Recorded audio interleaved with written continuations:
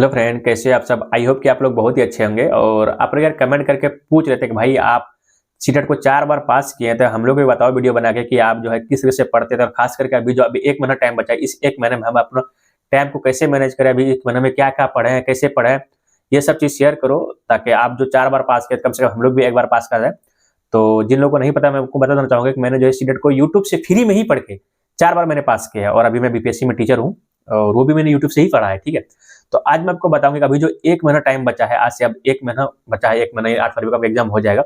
इस 1 महीना में अगर आप सही तरीके से सही चीज़ को पढ़ लें तो आप 110% आप जो है सीटेट को पास कर जाओगे। तो चलो शुरू करते हैं। शुरू करने से पहले फ्रेंड आप लोगों से एक रिक्वेस्ट है कि अगर आप लोग मेरे चैनल पर पहली बार आए हैं, चैनल को सब्सक्राइब कर लो और वीडियो को लाइक नहीं किया तो वीडियो को लाइक कर दो। यहाँ पर इसी तरह का आपको वीडियो देखने को मिलते रहता है। तो चलिए वीडियो स्टार्ट करते हैं। तो सबसे पहला देखते हैं कि अभी आप लोग जिनके पास मेरा व्हाट्सएप नंबर है तो वो देखते हैं, मुझे व्हाट्सएप पे मैसेज करता है और कमेंट में बहुत कोई कमेंट करते हैं कि भाई नोट्स बता दो, कैसे बनाना है, क्या करना है। तो सबसे बड़ा गलती तो यही आप लोगों का है भाई। देखो, सब चीज़ का टाइम होता है कि किस टाइम पे क्या चीज़ करना है, किस टाइम पे क्या चीज़ करना है। अब क्या रात में आप जगते हो, दिन में सोते हो? ऐसा तो नहीं करते ना, रात में ही सोते हो ना, क्योंकि रात में ही सोने का टाइम है। तो नोट्स बनाने का टाइम था, अब खत्म हो गया, अब नोट्स नहीं बनना। अगर आप लोग अभी नोट्स बनाओगे, फिर पढ़ोगे कब? अभी बताओ तो। अगर अभी आप नोट्स बनाओगे फिर पढ़ोगे कब? पता चलेगा आप एग्जाम से 2 दिन पहले तक आप नोट्स ही बनाते रह रहे हो। तो अभी आपको कोशिश करना है, जितना आपका नोट्स बन गया उसी को बार-बार रिवीजन करो, बार-बार पढ़ो, बार-बार उसी को पढ़ो। और आगे अब जो नया है, जो टॉपिक आपका छूट गया है, उसको पढ़ने की कोशिश करो। और उसमें भी क्या, जो हार्ड है उसको मत पढ़ो, जो ईजी है थोड़ा उसको पढ़ने की कोशिश करो। क्योंकि देखो, हार्ड वाला टॉपिक से एक क्वेश्चन रहेगा या ईजी वाला टॉपिक से एक क्वेश्चन रहेगा, मार्क्स दोनों का एक ही मिलेगा। ऐसा नहीं कि हार्ड वाले से पूछेगा तो 2 मार्क्स मिलेगा, ईजी वाला पूछेगा तो 1 ही मार्क्स मिलेगा, ऐसा कुछ नहीं। तो जो टॉपिक आपका छूट गया उसको पहले देखो कि मेरा इसमें से कौन सा टॉपिक हार्ड है, उसको भी छोड़ो, जो ईजी है पहले उसको पकड़ो, उसमें आपका मार्क्स बढ़ेगा। ये सब तरीका है पढ़ने का, ठीक है। 1 मिनट जो बचा है, और अभी आप नोट्स बनाने की कोशिश बिल्कुल भी मत करो कि भाई अब मुझे नोट्स बनाना है। कोशिश करो कि किसी सर का अगर शॉर्ट्स नोट्स मिल जाता है, 20 पेज 40 पेज इस तरह का अगर नोट्स मिलता है तो वो ले लो, उससे पढ़ लो। 400-500 पेज का जो नोट्स रहता है वो बिल्कुल भी मत पढ़ो अभी, और बनाने की कोशिश भी नहीं करो। टाइम बर्बाद जाएगा, आपका एग्जाम नहीं निकलेगा, ठीक है। तो नोट्स को अभी बनाना जो है बिल्कुल भी नहीं है। तो चलो, अब ये हो गया कि नोट्स नहीं बनाना है। दूसरा चीज कि अभी आप लोग क्या करते हो कि बस सो के पढ़ रहे हो। तो देखो, अभी मैं ये नहीं कहूँगा भाई सो के क्यों पढ़ रहे हो, तो मैं भी पढ़ता था, ठंडी का समय है, सो के ही पढ़ो, कोई दिक्कत नहीं। बट आप लोग को मॉक टेस्ट लगाना है। अब जितना भी पढ़ लिया उसको रिवीजन करते जाना, रिवीजन छोड़ना नहीं है। जितना पढ़े उसको बार-बार रिवीजन करो। 2 दिन 3 दिन पे एक बार जरूर देखो सब पेज को पलट-पलट के। ऐसे नहीं कि एकदम एक लाइन पढ़ना है, वैसे नहीं पढ़ना है। उल्टाओ, जो आपका टॉपिक है उस टॉपिक का मेन पॉइंट सिर्फ देखो, फिर उल्टाओ, ठीक है। मतलब माइंड में वो चलते रहना चाहिए। ऐसा नहीं कि जो भूल गए या चलो ये तो पढ़ लिया, याद है, ईज़ी है, छोड़ दे। नहीं, सबको पढ़ना है, रिवीजन करना है। साथ ही साथ आपको जो शो कभी देखते हो ना, आपको लगता है कि जो भी मैं क्वेश्चन देख रहा हूँ वो तो बन ही जा रहा है, एग्जाम में बनेगा। तो अगर आप ये भ्रम लेके रखे हो तो नहीं बनेगा। मैं बताता हूँ नहीं बनेगा। क्यों नहीं बनेगा? क्योंकि आपने मॉक लगाया ही नहीं है। अब मॉक नहीं लगाया तो मैंने बहुत सारा सर का जो है क्वेश्चन देखा हूँ कि किस तरह से बनाता है। वो जब क्वेश्चन को बनाते हैं ना, वो ऑप्शन में सिर्फ एक ही ऑप्शन ऐसा देता है कि जो आपको देखने से पता चलेगा यही आंसर सही है। बाकी ऑप्शन जो है वो ईजी देता है। और ये देने का रीजन बताता हूँ क्यों। क्योंकि वो कोचिंग चला रहे हैं, वो पढ़ा रहे हैं। अगर उसका मॉक आप दोगे, उसमें अगर आपका मार्क्स कम आता है ना, तो आपको लगेगा यार इस सर बढ़िया पढ़ाए नहीं, मार्क्स कहाँ आ रहा है। तो वो जानबूझ के क्वेश्चन ईजी देता है ताकि आपको लगे कि भाई देखो सर पढ़ाए, इतना मार्क्स मेरा आ रहा है, 120 आ रहा है, 130 आ रहा है, और आपको लगेगा कि ये सर बहुत अच्छे पढ़ाए हैं। तो ऐसा मैं सबको सबको नहीं बोल रहा हूँ कि सब सर इसी तरह से नहीं, बहुत सारा मैंने देखा है इस तरह से सर हैं। तो आपको इसके चक्कर में नहीं रहना। मैं तो कोई सीटेट पढ़ाता नहीं, कोई जो है कोर्स बेचता नहीं है। तो जो भी जेन्युइन होता है वही आपको बताता हूँ। तो इसके चक्कर में नहीं रहना है, ठीक है। आपको क्या करना है, खुद का मॉक लगाना। आप खुद का बोलोगे कैसे मॉक लगाना है? खुद का मॉक का मतलब है प्रीवियस ईयर लगाना है। जितना ज्यादा हो सके प्रीवियस का क्वेश्चन लगाओ, और मॉक के बिना आपका एग्जाम नहीं निकलेगा। आप एसएससी का देख लो, सीटेट का देख लो, बीपीएससी का देख लो, किसी का भी अगर आप देखोगे, जो भी एग्जाम निकाला है, टॉपर है, उधर पूछोगे ना, वो सब कोई बताएगा आपको मॉक लगाए हैं। कोई किसी भी प्लेटफॉर्म से लगाता हो, चाहे बुक से लगाए कहीं से, लेकिन मॉक सबको लगाता है, 100, 150, 200। और आप लोग जेन्युइन करके बताओगे आप लोग कितना मॉक लगाए होंगे? सच से बताना, कमेंट करके बताओ तो आप लोग कितना मॉक लगाए हो। मुझे नहीं लगता कि आप लोग 10 फुल मॉक्स लगाए होंगे।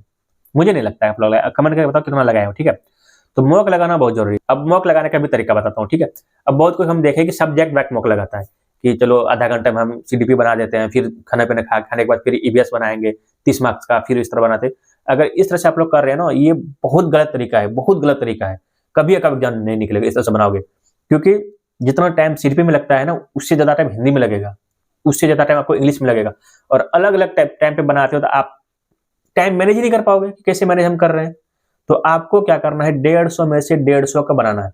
अब बहुत कोई क्या होता है कि उर्दू वाले हैं तो उनको तो एक साथ मिलता नहीं है मॉक, अगर तो वो क्या करो, 120 मार्क्स तो सेम ही है ना, वो तो सब जगह मिल जाएगा, 120 मार्क्स लो और उर्दू का 50 मार्क्स का लो, दोनों को मिला के 150 मार्क्स हो गया। आप मोबाइल रखो बगल में, घड़ी रखो, जो भी रखो, कुछ भी रखो, उसको रखो और टाइम के साथ मिलाओ। जिस तरह से एग्जाम में बैठते हैं, समझ लो कि हम रियल एग्जाम में बैठे हैं, कोई डिस्टर्ब नहीं, बीच में किसी का कॉल आए, कुछ नहीं करना है। 150 मिनट 150 क्वेश्चन एग्जाम की तरह सॉल्व करो और 150 मिनट जब खत्म हो जाएगा बंद कर देना है। ऐसा नहीं है कि अब ज्यादा हो गया चलो अब बना ही लेते हैं, क्या दिक्कत है, 10 क्वेश्चन ही बता है, ये आदत रहेगा ना, एग्जाम छूटेगा आपका क्वेश्चन। 110% मैं लिख के देता हूँ एग्जाम में छूटेगा आपका क्वेश्चन।